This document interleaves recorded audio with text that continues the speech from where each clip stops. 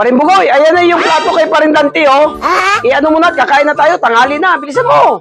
Oh, tapos si Paring Ambo, nire-ready na yung kanyang, mga baso. Ano, kakain tayo, bilisan mo. Oh, dali mo na, Paring Bugoy, ilagay mo na sa plato ni Paring Dante. At kakain na tayo. At kukuha ko ng ulam, ha. Sige na, sandukin mo na yan, dali. Oh, yan, nagsandok na. Si Paring Bugoy. Oh. Dali mo, tayo dito na, may ulam na tayo dito. Ito, niluluto ko na nga, oh.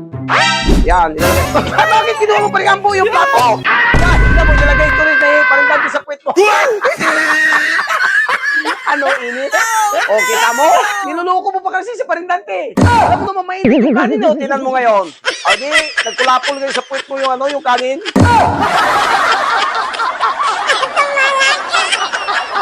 And